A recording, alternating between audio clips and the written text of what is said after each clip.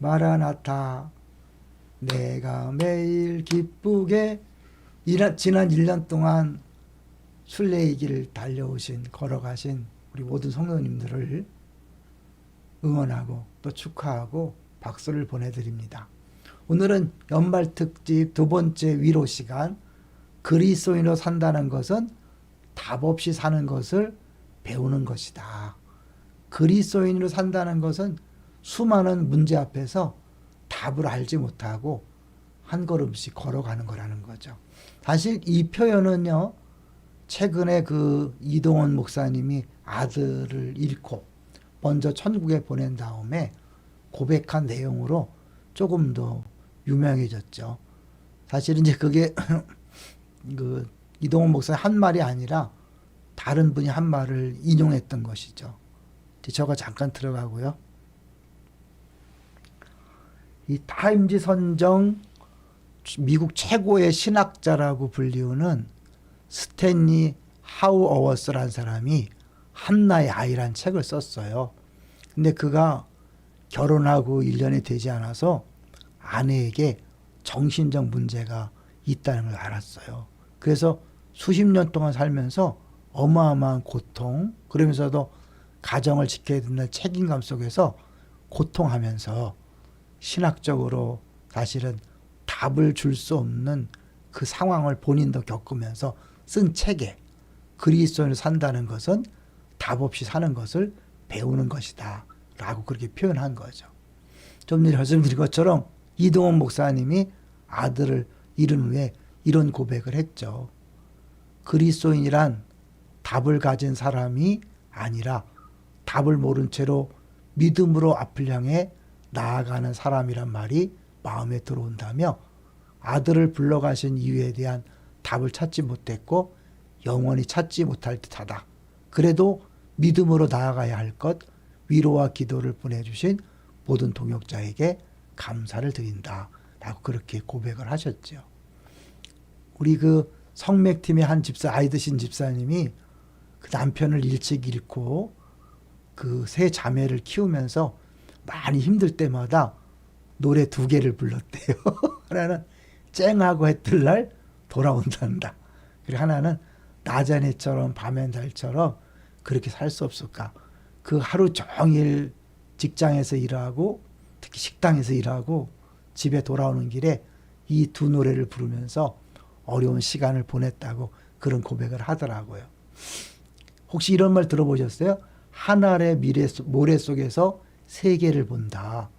이거는 이제 윌리엄 블레이크라는 사람이 쓴 시에 들어있는 건데요. 잠깐 읽어보면 하늘의 모래 속에서 세계를 보고 한 송이 들꽃 속에서 천국을 보려면 손바닥 안에 무한을 거머쥐고 순간 속에서 영혼을 붙잡으라. 손바닥 안에 무한을 거머쥔다는 요 표현에 감동받고 스티브 잡스는 스마트폰을 만들었다고 하잖아요.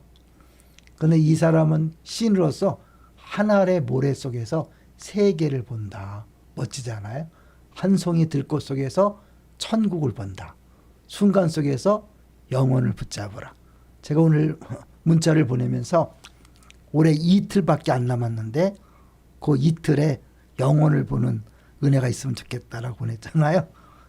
사실 이제 그 루시 보아스의 밭에서 주운 보리 이삭 그 하나하나 속에서 천국을 들여다볼 수 있다면 그들의 삶이 얼마나 풍요로워질까. 이건 역시 룻기에 대한 책을 쓴 한 교수님의 고백이죠. 제가 어제도 잠깐 나눴지만 고난 앞에서 엘리멜렉은 다른 사람 다 놔두고 혼자 살겠다고 가족들을 데리고 모압으로 갔다가 완전히 모든 것을 빼앗긴 상태로 나오미를 만들었죠.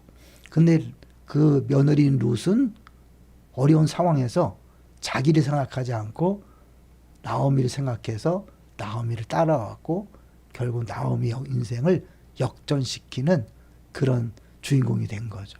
똑같은 고난 앞에서 어떤 사람은 고난을 피하려는 싸우는 사람이 많이 있죠.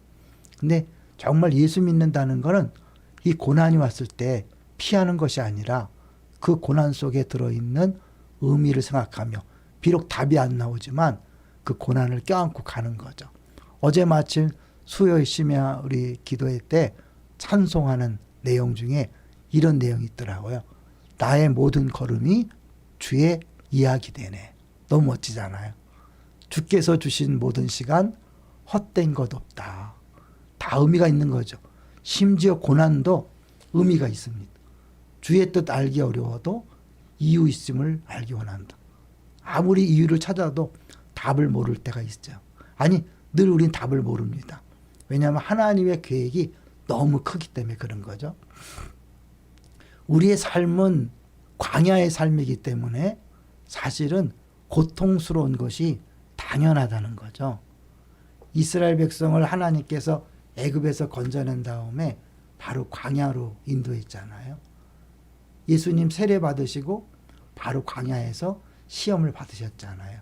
이건 뭐냐면 우리 신앙생활이라는 것에 광야가 꼭 필요하다.